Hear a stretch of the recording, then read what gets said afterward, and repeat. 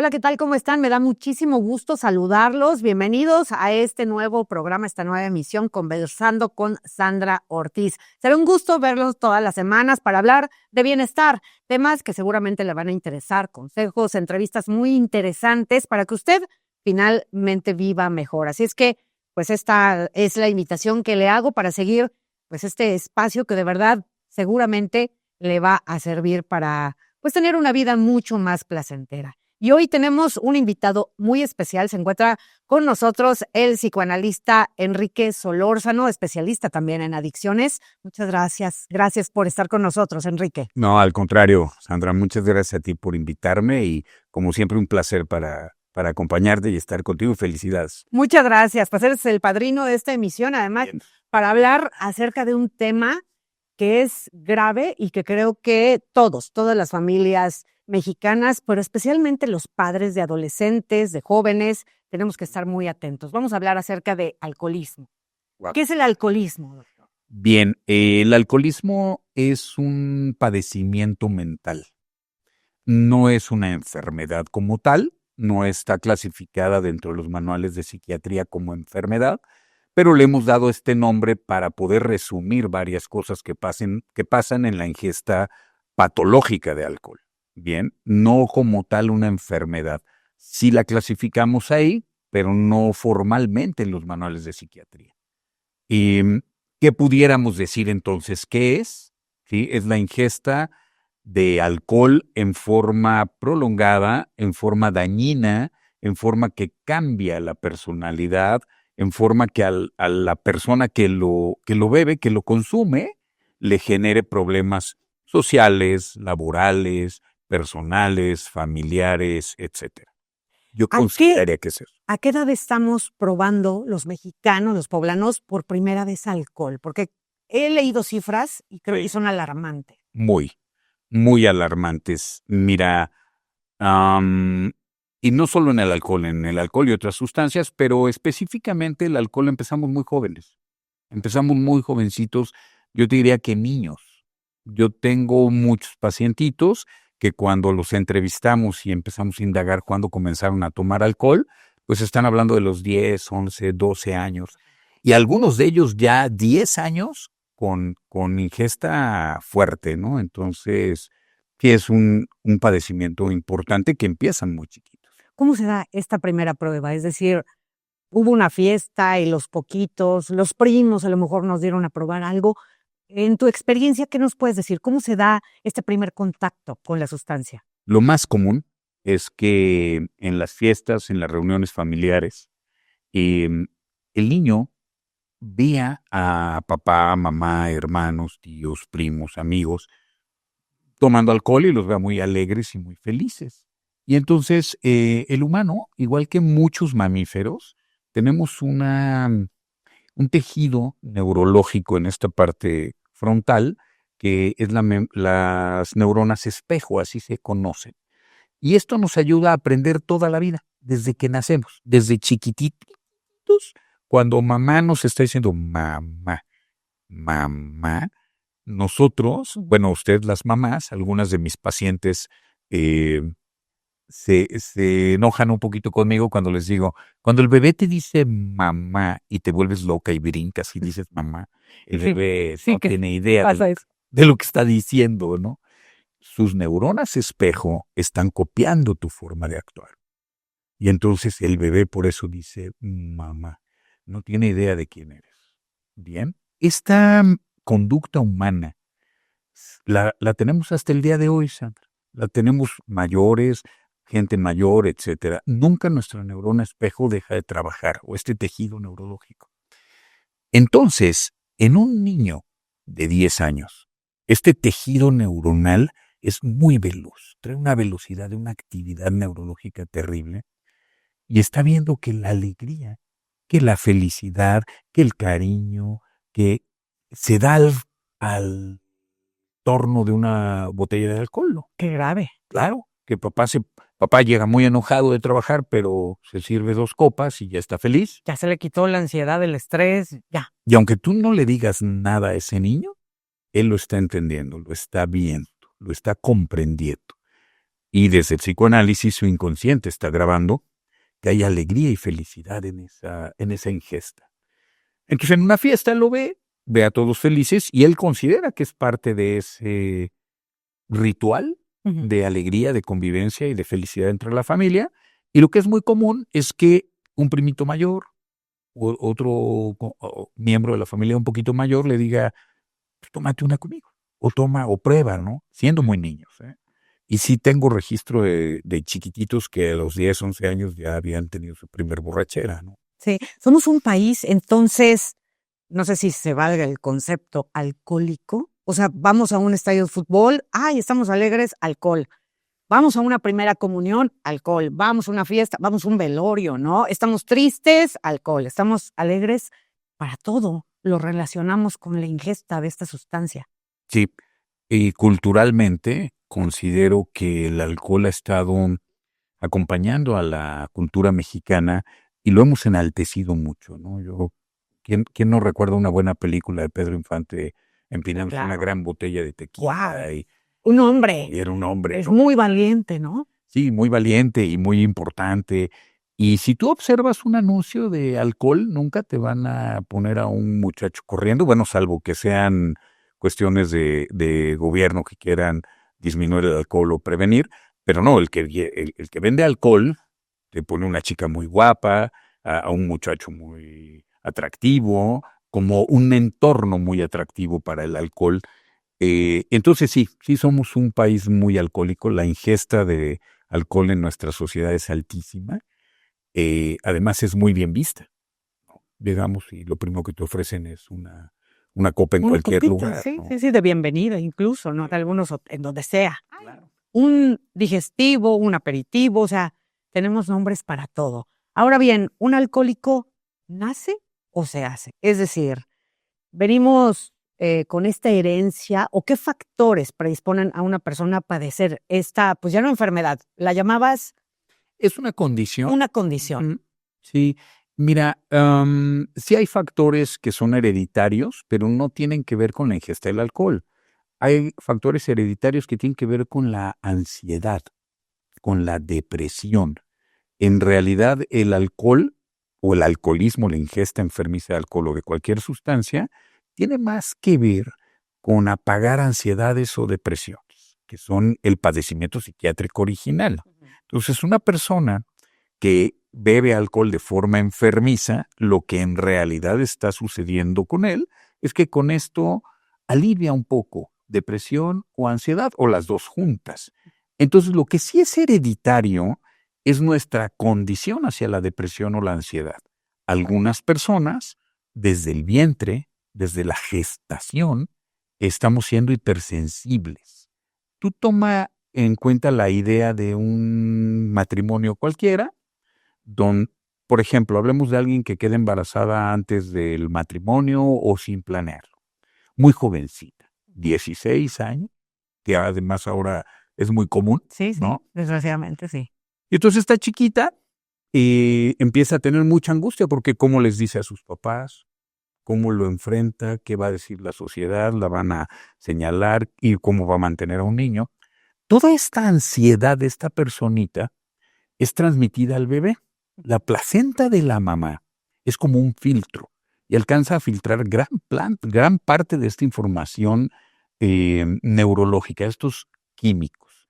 Por la parte que no logra filtrar, hacen que el bebé tenga un poquito de descarga mayor a la que él puede controlar sin saber qué es desde el vientre. Entonces muchas veces estamos desde la maternidad, desde el vientre, generando niños ansiosos o depresivos Uy, qué fuerte. o hipersensibles al menos. Hay un padecimiento que presentan algunos chiquitos cada vez más común en estas etapas, que es explosivo intermitente. Son niños que nacen de gente consumidora de alcohol o drogas o de gente con mucha ansiedad durante el embarazo. Y estos pequeñitos ya lo bañaste, ya lo limpiaste, ya Sí, comió, todo ya. ya está caliente. ¿Qué tiene? Sigue llorando, Sí, sí. ¿no? Me ha pasado. Dicen por ahí. Sí. Y entonces esto es lo que se hereda, una condición de hipersensibilidad o de ansiedad o de depresión muy fuerte desde las primeras infancias. Y cuando este pequeño llega con este cúmulo de cuestiones y prueba alcohol, siente un placer increíble. Porque el alcohol lo que genera es dopamina en nuestro cerebro y lo genera inmediato. Y el cerebro no tiene cuestionamientos de bueno, malo, ético, nada. Me siento bien, me siento tranquilo, me siento feliz, eufórico quizás. Y punto. Y tiene placer.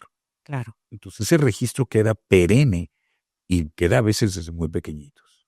Ahora, digo, no sé si estos factores, quiero preguntártelo porque tú eres el experto.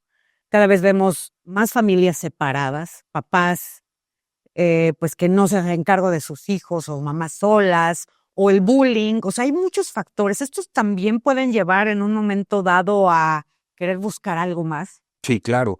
Mira, como la mayoría de los padecimientos mentales, es multifactorial. Un factor en el paciente alcohólico común es esto que te digo, que haya una hipersensibilidad a veces desde el nacimiento. Al menos desde mi práctica y ya con muchos pacientitos, siempre encuentro a todos. Hay una hipersensibilidad en la niñez, en la primera infancia, el 80-90%. Otro factor, este niño hipersensible que tal vez está siendo abandonado, lastimado, algunos abuso sexual. Esa es una característica.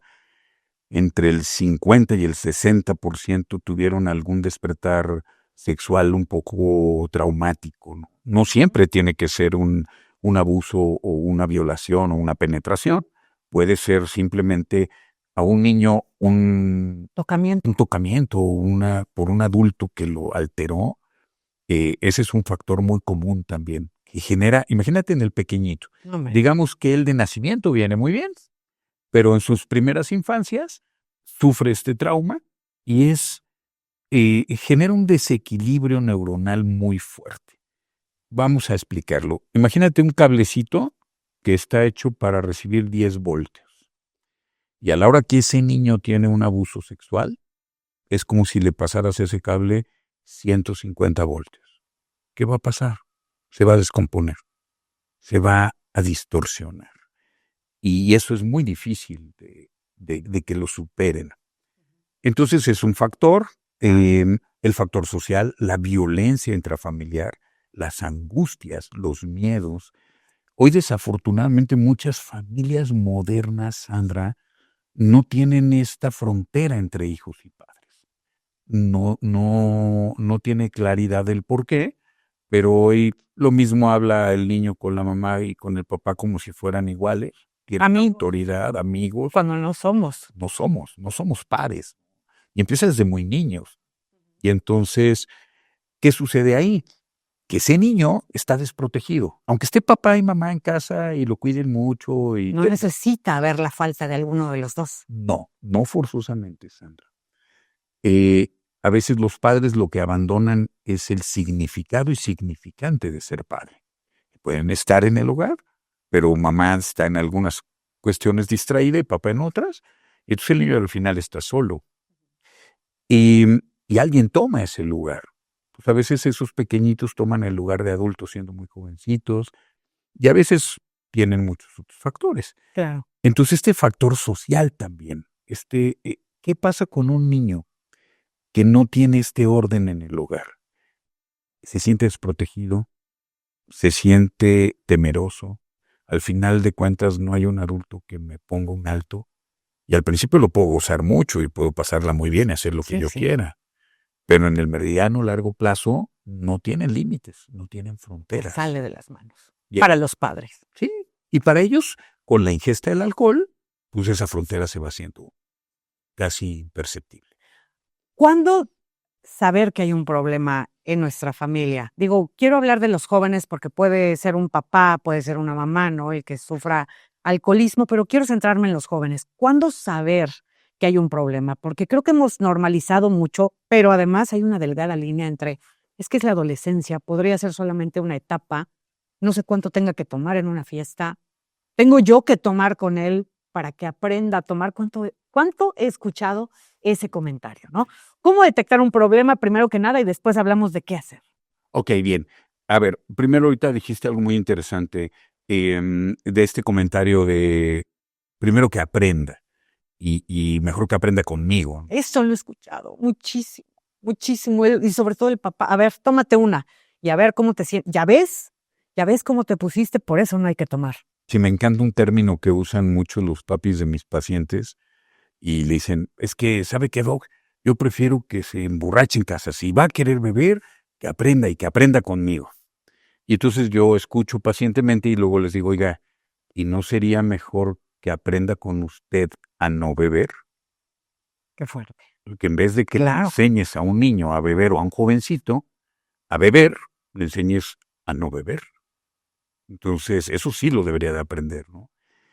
Mira, el problema, el alcohol es una droga, al final de cuentas es una droga Legal, pero droga. pero droga, muy peligrosa. A mí cuando me preguntan en algún foro, ¿cuál es la droga más peligrosa?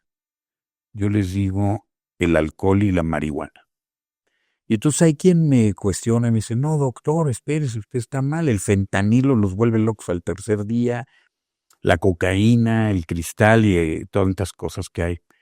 Y yo les digo, sí, nada más que alguien que hoy consume cristal, en 3 meses lo tengo internado en una clínica, porque ya se descompuso, ya deshizo, ya aventó, ya robó, Sí. ya...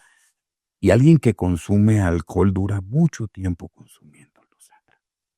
Mucho tiempo. Y como es bien visto, No pasa no nada. pasa nada. Entonces, lo mismo pasa con la marihuana. Tardan mucho tiempo en lograr hacer estos desórdenes. En algunos casos empiezan a hacerlos más temprano, no tardan tanto y los hacen muy espectaculares. ¿Es el alcohol la puerta también para algo más o no?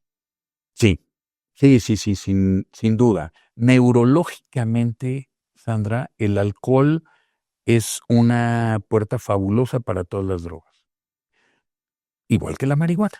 ¿Por qué? Como te genera un poquito de alcohol, la copita que te tomes, te va a generar alegría, te va a generar dopaminas, adrenalinas, neuroendorfinas, un montón de neurotransmisores placenteros. Entonces eso queda registrado en tu cerebro. El cerebro dice, yo quiero eso. Y al cerebro no le importa si eres menor, si eres mayor. Si tienes dinero, si no tienes dinero, si Nada. Él no pasa por ninguno de estos criterios. Simplemente lo quiere. Cuando tienes ya cierto tiempo de ingesta, normalmente el alcohólico, su siguiente droga es la cocaína. Porque entonces ya estoy lo suficientemente intoxicado con alcohol, que es un depresor del sistema nervioso central, y ahora quiero seguir la pachanga, entonces tomo algo que excite el sistema nervioso central. Entonces tomo cocaína y no es que se les baje la borrachera. Esto me encanta aclarárselos porque dicen, estaba borrachísimo y se metió borrachísimo al baño y salió y se le bajó la borrachera. No es cierto. Sigue igual de borracho o de borracha. Porque hace como 20 años que yo empecé, me refería a puros pacientes masculinos. Ahora las mujeres ya los alcanzamos. Mucho. Pero a ver, ese paciente sigue igual de borracho cuando sale del baño. Lo que pasa es que está intoxicado su cerebro con alcohol, pero está sobreexcitado con cocaína. No es que se les baje la borrachera, Santi.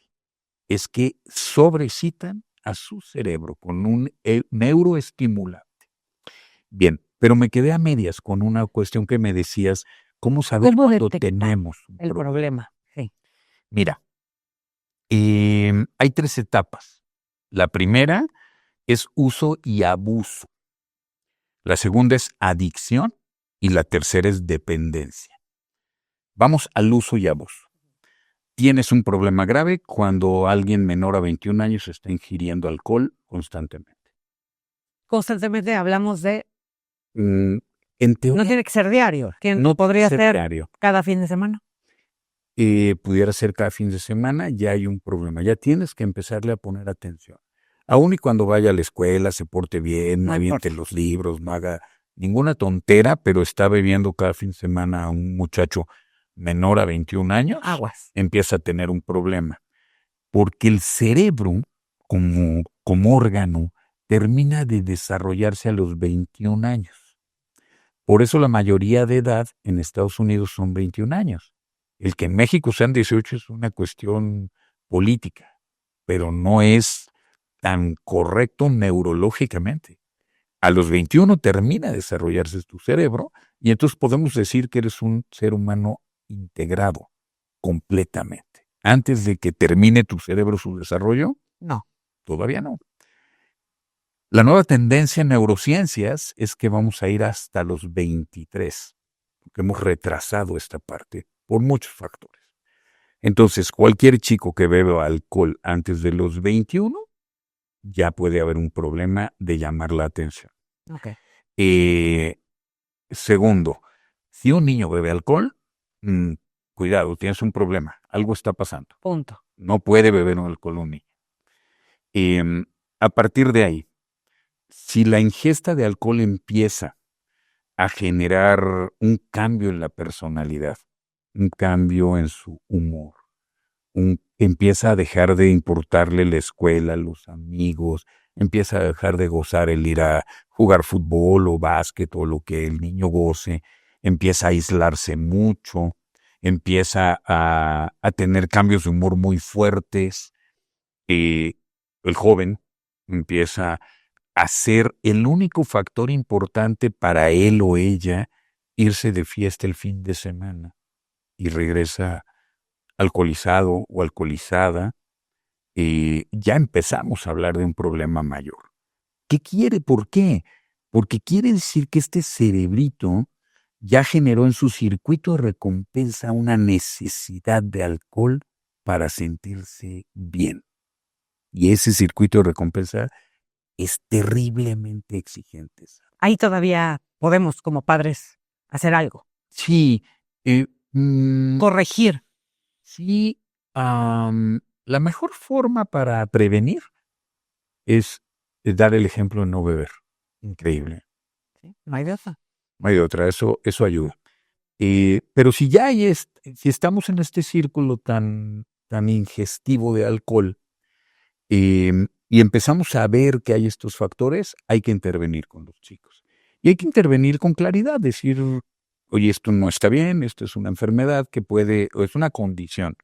O el público en general le puede llamar enfermedad, no pasa nada, que te puede llevar a una perdición, etcétera, etcétera, y sí empezar a intervenir.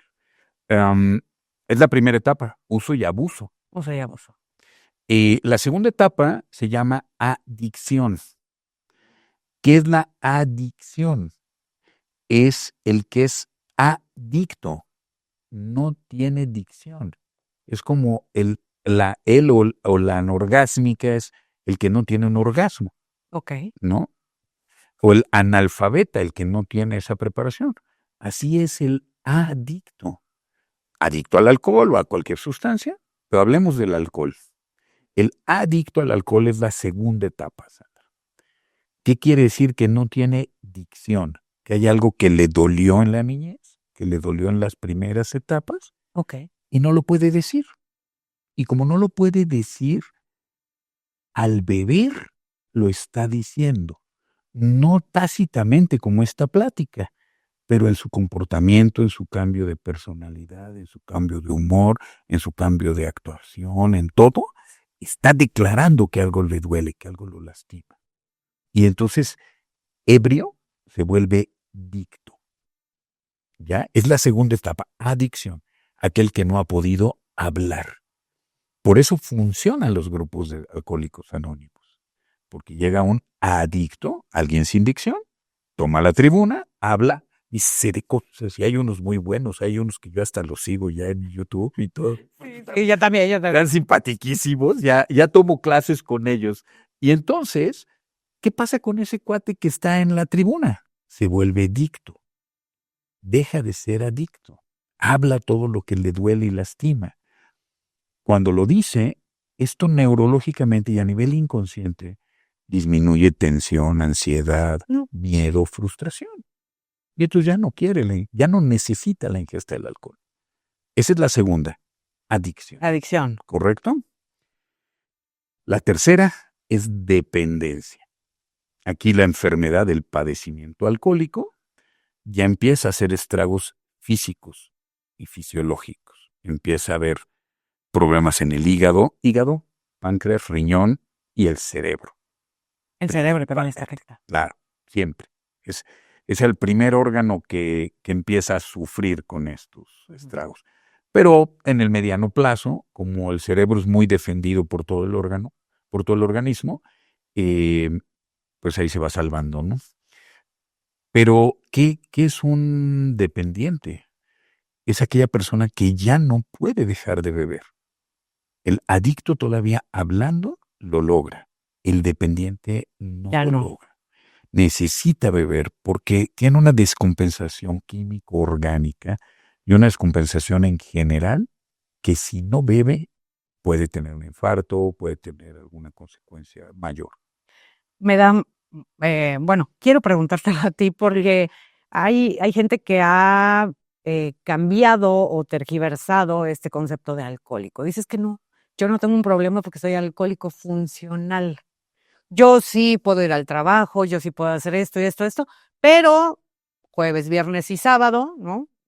O viernes y sábado, o solo me pongo una que hasta me cambio de nombre. Sí, claro. ¿Hay alcohólicos funcionales o todos son alcohólicos al mismo nivel?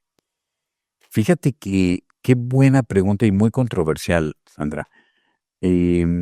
Realmente ese alcohólico que todavía no ha perdido la capacidad, fíjate bien cómo lo digo, todavía no ha perdido la capacidad de controlarse, no quiere decir que no la vaya a perder, que aún está en la etapa de la adicción, pero muy probablemente ya está tocando la dependencia. Porque si a esa persona que hace esta ingesta y entre semana cumple con todos sus deberes, pero el fin de semana bebe sin excepción, si tú intentas llevarlo a la abstinencia de 4, 5, 6, 7 fines de semana, seguramente no va a poder. Entonces va tocando la dependencia de la sustancia y normalmente con el tiempo dejan de ser funcionales. Desafortunadamente, es por eso que te decía, es tan peligrosa esta sustancia que eres muy funcional, ¿no? Y ya eres mayor y ya lograste hacer fortuna y ya lograste hacer fama y ya tienes muchos éxitos y entonces pareciera que no tienes ningún problema. Pero es muy probable que llegue un día en el que no lo puedas controlar y pierdas esa capacidad. Ahora, yo me estoy refiriendo común a los hijos, ¿no? Pero a lo mejor usted que nos está viendo dice, híjole, cuando yo me pongo una, ¿no? Me voy de fiesta, pierdo el celular, no sé cómo regresé a casa, no sé dónde desperté, ¿no? Híjole, me peleé con tal y tal y tal. Pues eso también quiere decir que tenemos un problema en nosotros, ¿no? Es bien curioso, mira, eres alcohólico en este llamado funcional porque haces tus funciones del día con día, pero cuando estás ebrio no hay alcohólico funcional. O sea, pierdes la funcionalidad en el momento que te embriagas. Cuando pierdes la capacidad de juicio, de control de tus reacciones, esas dos características, yo tengo pacientes que me dicen, oiga, o más bien yo les digo, jovencitos, para de beber antes de que te sientas borracho. Y tú me dicen, bien simpáticos, ¿no? O sea, cuando ya estoy hablando así, no, les digo antes de eso. O sea, algunos me dicen, como antes de media estocada adentro, no, antes. Sí. No. Porque ahí dejas de ser funcional. No hay borracho funcional. No hay borracho. Hay borrachos con suerte. Y hay borrachos con muy buena estrella y que tienen un angelote un ángel de la guarda del mundo. Que es un arcángel de la guarda, ¿no? Sí. Pero eso no quiere decir que sean funcionales. No hay un solo borracho funcional. No es posible porque nuestro cerebro está intoxicado. Y entonces nuestros sentidos están comprometidos, nuestro criterio está comprometido, nuestro juicio está comprometido. Hasta el equilibrio está comprometido. Hasta el equilibrio. ¿Cuándo intervenir, doctor? Es decir, refiriéndome a los papás, si vemos que nuestro hijo se va de fiesta, tiene muchos problemas, ya dejó lo que sea, pero ya llegó un punto insostenible. Ya hablamos con él, ya lo tratamos de convencer, ya se hizo todo y sigue bebiendo. Le quitamos dinero. ¿Qué hacer? ¿Qué hacer? Porque viene un tema que no a muchos les gusta y que quiere decir que ya hay que internar. No lo sé, no lo sé. Usted como especialista, o tú como especialista, te hablo de usted, de tú, pero bueno, ya nos conocemos hace muchos años. Claro. ¿Cuándo hay que hacerlo? Mira, lo fabuloso, lo mejor sería intervenir mucho antes de que veamos que el joven ya está en una etapa de adicción. ¿Cómo hacerlo? ¿Cuál es el primer paso? A ver, vamos por partes. Si tú tienes una persona, un jovencito, muy jovencito, digamos menor de edad, en México menor de 18 años, tienes que intervenir en la primera borrachera. En la primera. No intervenir para internarlo. No. Pero sí hacer una intervención ya muy fuerte y explicarle que lo que está haciendo no, aunque esté de moda y aunque sea muy bien visto, etcétera, es muy No peligroso. dejarlo pasar. No dejarlo pasar. Yo siempre les digo, bueno, menores de 18, ser como una piedra en el zapato con ellos. No puedes beber, no puedes beber, no puedes beber. He visto a papás de, ay, es que viste, ya se puso ya está haciéndose hombre. O qué chistoso, no podía ni hablar, no podía ni caminar. No hay que pasar ni la primera ocasión. Ni la primera, porque el cerebro, este circuito de recompensa, está empezando a almacenar ese recuerdo placentero. Y lo va a buscar, sí o sí. No hay posibilidades de que no. Más avanzado, cuando tú me dices, oye, doc, ya empieza a faltar, Ya no supo ni dónde, no me contestó toda la noche, ¿no? O sea, ya empezamos a tener problemas. ahí yo consideraría algunas etapas. La primera intervención es platicar con él, intentar que lo vea. Si continúa con esa misma actitud, procurar que vea un especialista. Ahí todavía podemos hacerlo con tratamiento ambulatorio. Siempre recomiendo que sea un especialista en adicciones, porque en algunas ocasiones van con otros colegas, ya sean psicólogos, psicoterapeutas, psicoanalistas, no especializados en adicciones. Y entonces el paciente adicto o el paciente alcohólico es sumamente mentiroso, es mañoso, es muy encantador y dicharachero, normalmente. Y también muy manipulador. Y entonces a muchos colegas que no son especialistas en la materia, pues les dan la vuelta. Los baila. Y los bailan muy duro. No, es que, y los convencen. Y entonces, Convencen, sí. el reporte con los papás es no pasa nada. No pasa nada, ¿no? Ahí va, son cositas normales. No, espera. Si empieza a tener problemas, con un especialista. El mismo especialista va a ir empezándolo o empezándola a incorporar a este medio de la no ingesta de alcohol, ¿no? A entender los daños, etcétera. Y puede ser que hasta ahí logre de forma ambulatoria.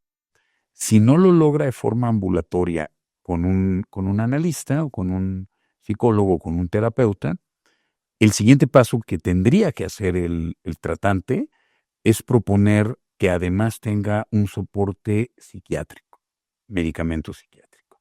¿Por qué?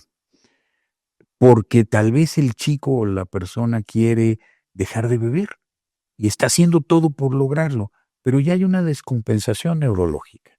Ya acostumbró a su cerebro a tener esas descargas de dopamina, a tener esa ingesta de la sustancia. Y no es que el cerebro tenga un daño, una lesión, etcétera, no, está acostumbrado. Simplemente está acostumbrado. Entonces, en algunas ocasiones, todavía de forma ambulatoria, lo que proponemos es que lo vea un psiquiatra. Si es un menor de edad, tiene que ser un psiquiatra con especialidad en adicciones. Claro, siempre especialistas. Siempre especialista. Inclusive el psiquiatra ya no de paido, también especialista en adicciones, para que entonces, en conjunto, tanto el terapeuta como el psiquiatra estemos trabajando a la par Entonces, el psiquiatra va a regular la actividad neurológica, va a evitar con un antipsicótico que el paciente se psicotice y con un antidepresivo que se deprima. ¿Qué es lo que pasa en la ingesta de alcohol? Mantenerlo estable, digamos. Es mantenerlo estable. ¿Qué pasa en una borrachera? Empiezas muy alegre, pero luego te psicotizas y ya quieres matar al gato del vecino, y luego ¿qué pasa todo eso? Ya estás bien deprimido. Y ya nos ponemos a llorar, ya extrañamos Todo. hasta el ex. Hasta la novia que no tuvimos. No, yo me acuerdo que hay muchos testimonios de eso, y luego tengo uno buenísimo de un paciente muy jovencito que estaba un día muy enojado en sesión y me dice, y bueno, le pregunto y me dice, es que no puede ser, no puedo creer que no me voy a poder poner borracho en mi boda.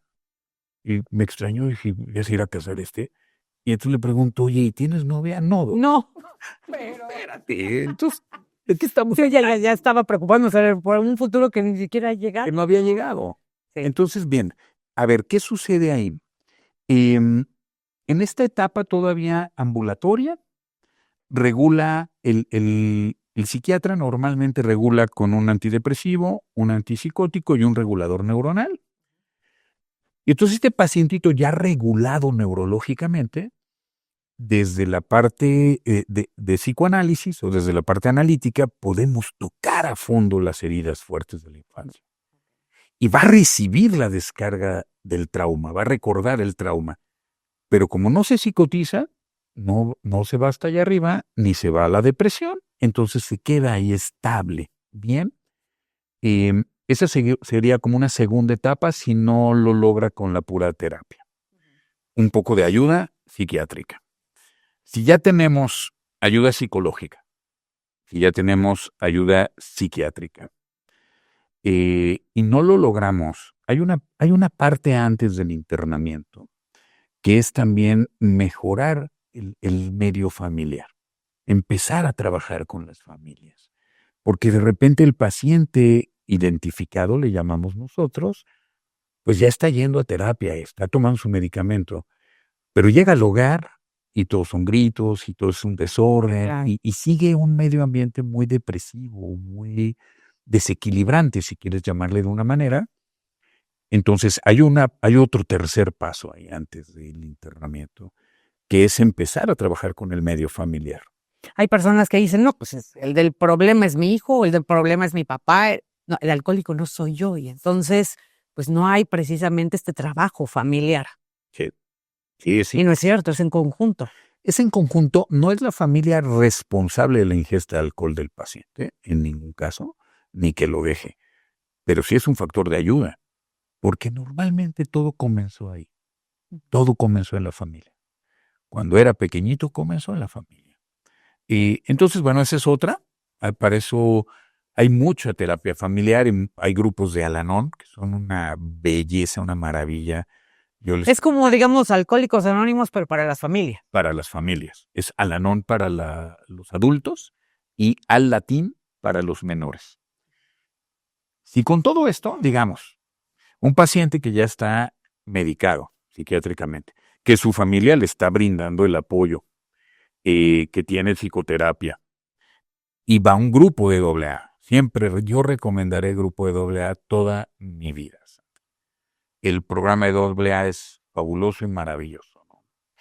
Ahora ya sus nuevas versiones. Ahora estoy ya muy metido en el programa de Narcóticos Anónimos, estudiándolo muy a fondo, que deriva del de AA, ¿no? Y el de Jugadores Anónimos, el de los ludópatas, y bueno, todos vienen del mismo. Un paciente que tiene todos estos factores y no para de beber, ya probablemente sea un tema de dependencia a la sustancia. Y entonces ahí sí recomendamos internamiento. Tiene que entrar en internamiento porque no va a poder parar, muy probablemente no lo logre. Y entonces, bueno, ahí sí hay que internar y entonces desintoxicamos, estabilizamos, diagnosticamos desde las tres áreas, médica, psicológica y psiquiátrica, y damos un tratamiento mucho más amplio. Pero sí, la intervención es desde la primer borrachera, sin duda. Los chavos, a lo mejor diagnosticados con TDA, TDAH, no sé, trastornos de conducta, incluso de personalidad, ¿tenderían más al alcoholismo? Sí, 33% más de posibilidades es la norma oficial, es lo que reconocen los manuales de psiquiatría, que un paciente con déficit de atención, con TDAH, por ejemplo, tiene un 33% más de posibilidades de desarrollar algún tipo de adicción.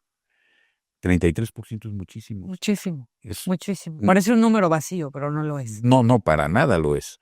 Entonces, sí, ese es uno. Y algunos otros trastornos de personalidad, ¿no? Chicos bipolares o chicos con trastorno límite de la personalidad o chicos con trastorno narcisista de la personalidad son normalmente pacientitos que desarrollan en el mediano plazo alcoholismo y tienen una razón muy lógica. Ellos se perciben y se sienten diferentes. Y esto genera mucha ansiedad. Y entonces cuando estas personitas encuentran en el alcohol esa caricia, se sienten muy bien. Y entonces difícilmente la quieren abandonar. Ahí hay mucha controversia. Esto es como el huevo y la gallina, ¿no? ¿Quién fue primero? Los chicos que están diagnosticados con algún tipo de trastorno de personalidad tienen la tendencia al alcoholismo y los alcohólicos pueden llegar a generar algún tipo de trastorno. Y también los trastornos se agudizan con el alcohol. Vamos a poner un ejemplo. Imagínate a alguien con un trastorno narcisista de la personalidad. Ya de por sí es narciso, ya se cree mucho. Se pone borracho y es insoportable, ¿no? Sí, yo las puedo todas. El yo las puedo todas, ¿no? Y entonces, digamos, con la ingesta etílica, todos los rasgos puedes incluso no tener un trastorno, tener rasgos en tu personalidad, ciertos rasgos. Le pones alcohol y atraviesas al trastorno. Y hay gente que ya se queda en el trastorno. ¿Sí me explico? Sí, por se supuesto. potencializan los rasgos muchísimo. ¿Cuál es el impacto del alcoholismo en la familia? Cuando un integrante sufre, ya sea papá, mamá, hijos.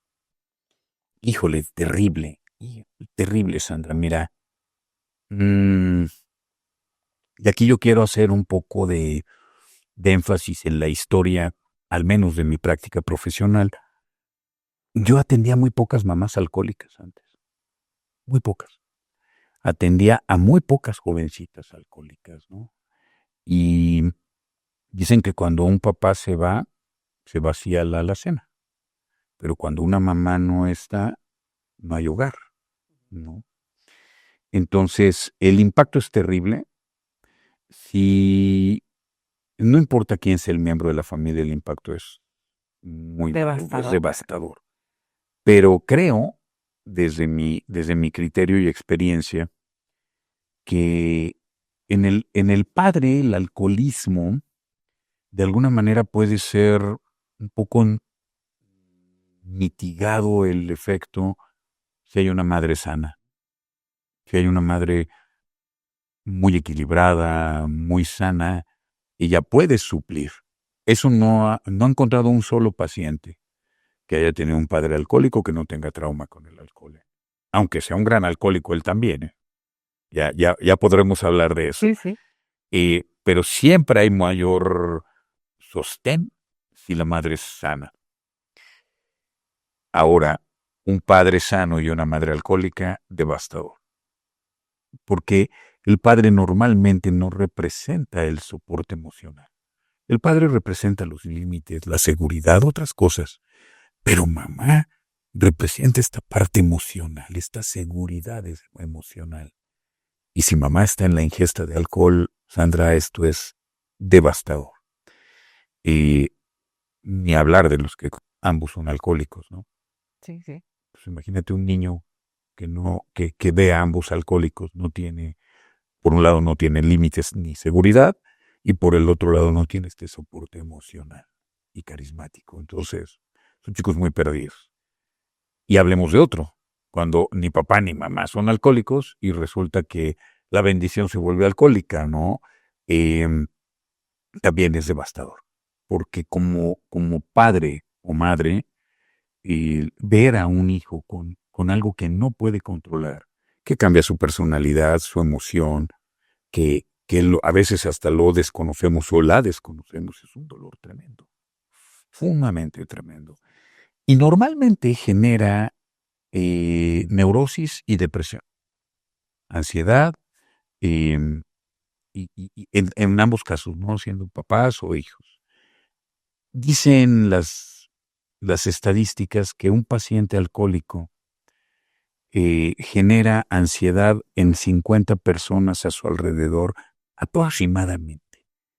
Amigos, familiares, primos, novia, Patrones. patrón. Tú tienes un empleado buenísimo, pero pues de repente no sabes si va a llegar o va a hacer una locura, ¿no? Y entonces, pues estás pendiente, ¿no? Tal vez no te genere a tal grado el padecimiento, ¿no? Agarras dándole las gracias y punto. Pero el círculo más cercano es terrible. Sí, terrible, no se salva. ¿Qué le dirías a los padres que nos están viendo para que pues nunca tengan que sufrir este problema? ¿Cuáles serían las conclusiones y los consejos para ello? Fíjate que desafortunadamente cada vez me he vuelto más radical. Yo creo que como ya estoy volviendo viejo, ya las fronteras se están difuminando. Mira, mi consejo realmente para el padre y la madre es que no los vean beber. Que tu hijo nunca te vea ebrio. Ese es de entrada. Hablamos del ejemplo, Del ejemplo. de este efecto espejo. Si esta neurona espejo, pues sí, el ejemplo es una orden en silencio. Qué fuerte. El ejemplo es una orden en sí. Es una orden en silencio. Y eso está en nuestra naturaleza. No podemos desobedecer al ejemplo. Nosotros hablamos, nos comportamos, nos vestimos ejemplarmente. No porque nos salga muy bien, sino porque seguimos un ejemplo. Bien. Entonces, de alguna manera, el principal consejo preventivo es no beber. No beber. Si no puedes lograr eso, cuestiónate. Si el amor tan grande a la bendición no es suficiente para que tú no le des ese ejemplo, cuestiónate a ti mismo, ¿no? Pero digamos que no es tan radical como yo. Al menos que no te vean ebrio.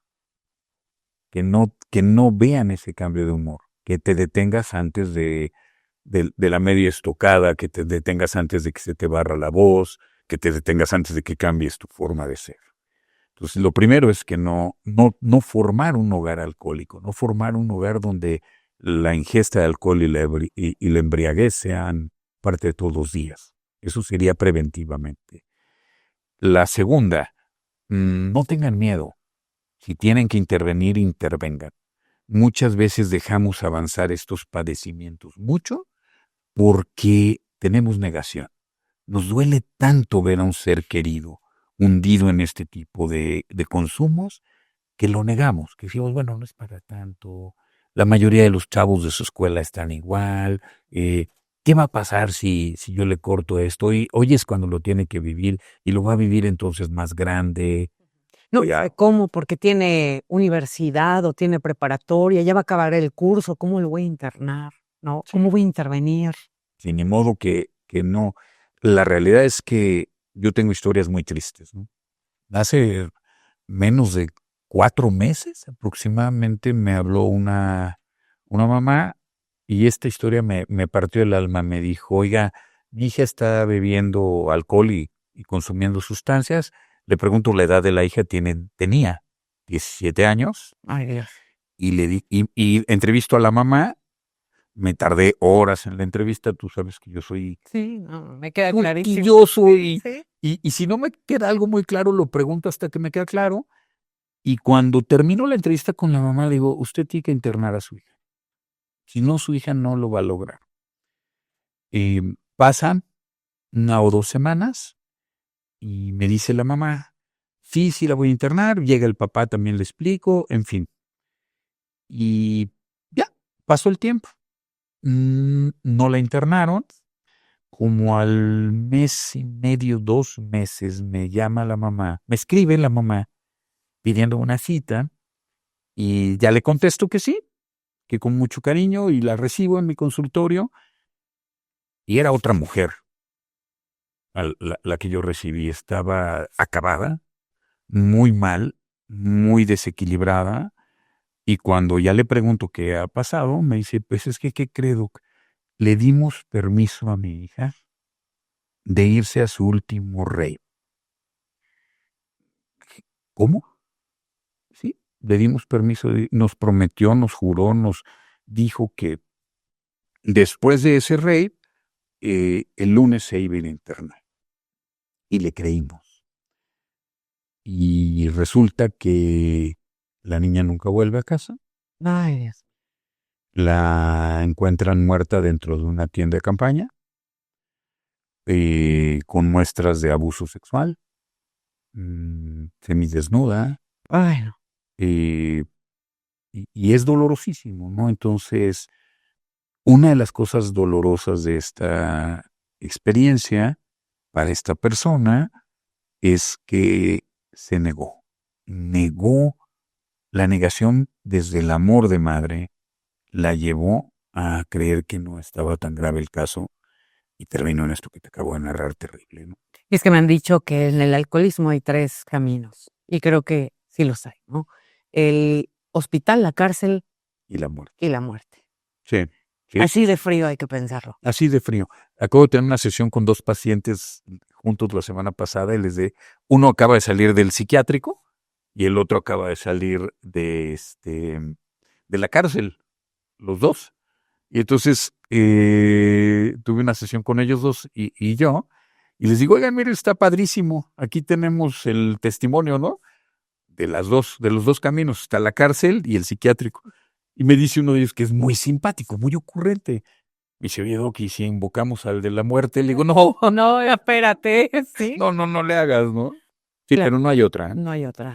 Ahí Y va. con esta, y suena muy fuerte, pero creo que con esta seriedad hay que tomar el tema, hay que tomar el toro por los cuernos, sobre todo si somos papás, porque a veces pues tendemos con el amor de padres a negarlo, nos cegamos. Este amor que le tenemos a los hijos nos lleva a no ver el problema tal y como es. Y este tema nos daría como para 3, 4 programas. La verdad es que hay muchísimo que hablar. Si usted tiene alguna duda, si quiere hacerle una pregunta a Enrique Solórzano, por favor, escríbame en mis redes sociales y yo lo contacto con él, porque la verdad es que es un tema en el que no podemos mirar hacia otro lado. Y yo te agradezco esta plática increíble y espero que no sea pues la última. Tenemos mucho de qué hablar y además eres el padrino de este nuevo espacio Conversando con Sandra Ortiz. Muy bien, muchas gracias. Lo vamos a festejar con una botella de agua. De agua, por supuesto. Qué aburrido, pero así son. Así es, aburrido pero seguro. Aburrido, pero seguro. Muchas gracias, Andy, por la oportunidad y por el honor y el gusto de estar nuevamente contigo y de acompañarte en este programa.